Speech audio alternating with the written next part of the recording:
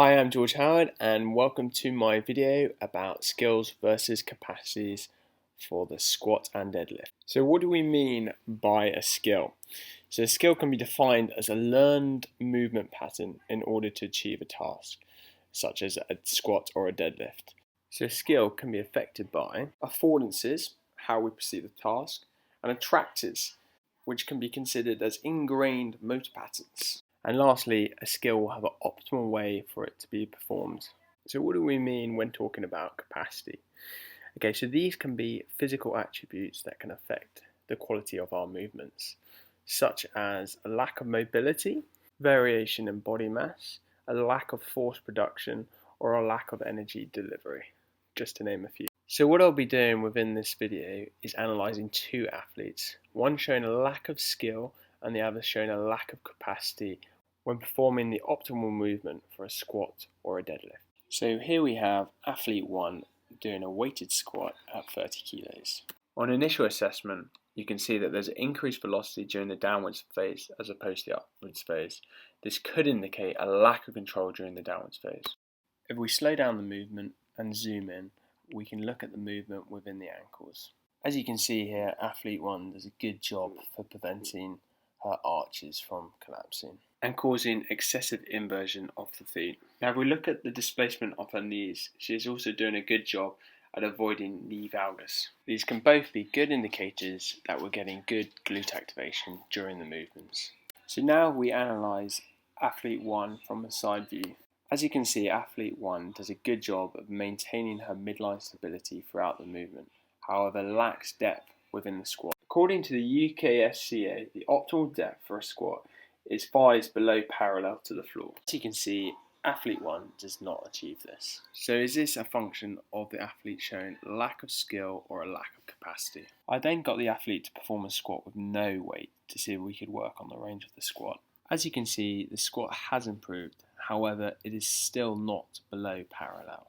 This indicates that the athlete is able to achieve a greater range of motion within the squat. This could be a factor of affordances of the athlete, as she may not have the confidence to be successful at squatting to the full range with 30 kilos. I then got the athlete to squat down to a box so she could identify the required depth of the squat. As you can see here, the athlete is able to achieve the optimal range with her squat with her thighs below parallel to the floor.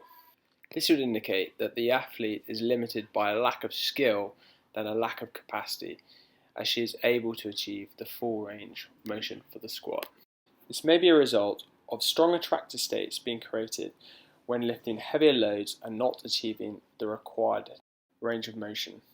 What I would recommend for this athlete is that we continue squatting down to the box so she can identify the required depth of the squat, which would help reinforce the motor patterns for this movement. I would then recommend that we slowly build up the weight so she can build up confidence with that range for the squat. So here we have athlete 2 doing a weighted squat at 35 kilos. So the initial assessment on athlete 2 is that she is showing greater control during the downwards phase, however shows a bit of resistance and a lack of fluency during the upwards phase. Again, if we zoom in and look at the movement with her in her ankles, she is showing good control. She is maintaining stability of her medial arches and again preventing foot inversion during the movement. Now if we look at her displacement of her knees, she is also doing a good job at preventing her knees from coming in, thereby avoiding knee valgus and the glutes not being activated. Now we analyse athlete 2 from the side view. She is also able to maintain her midline stability throughout the movements and also achieves a greater range of motion during the squat. As you can see here, the hips are clearly below parallel with the floor and the body is nice and straight. So now if we zoom in and slow down the movement, we can see a slight shift in body weight during the upwards phase. This shift in body weight from your heels to your toes can be considered as suboptimal, as it means that your quads are becoming more dominant over your glutes. I then got the athlete to do a squat with just the bar to see whether this was why the athlete was shifting her weight. As you can see here, the athlete is doing a better job at pushing through the heels during the upwards phase. This can better be illustrated if we track the bar during the upwards phase. As you can see on the left, the bar is moving in front of the line, indicating that weight is being shifted towards the front of the foot. This would indicate that the athlete is likely to be lacking by a lack of capacity in regards to appropriate force production when squatting at 30 kilos, as she has a more optimal squat when squatting at a lighter load. What I'd recommend for this athlete is she slowly increases her load, however stops when the form becomes compromised. Now we go back to athlete 1 and assess her deadlift. Here we have her deadlifting 50 kilos. On initial assessment, it is clear that athlete 1 is unable to maintain a midline stability during the upwards phase. This could indicate that she's shown a lack of capacity as her core is unable to maintain midline stability during this movement. As you can see here, the athlete's back is rounded and potentially increasing the risk of getting injured at higher loads.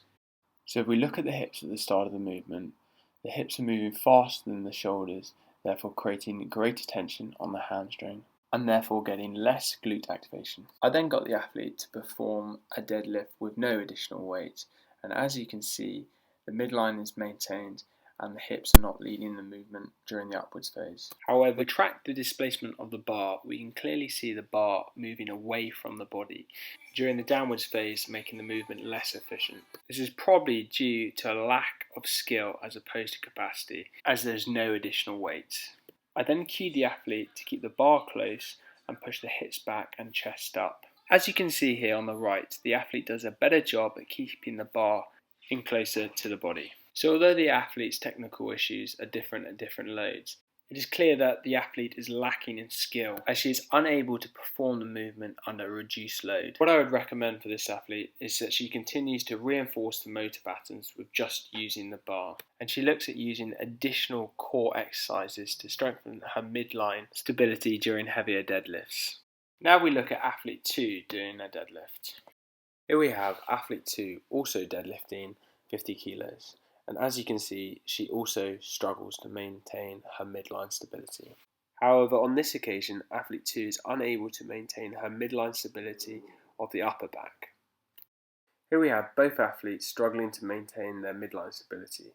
Athlete 1 on the left struggling on the lower back, and athlete 2 struggling with the upper back.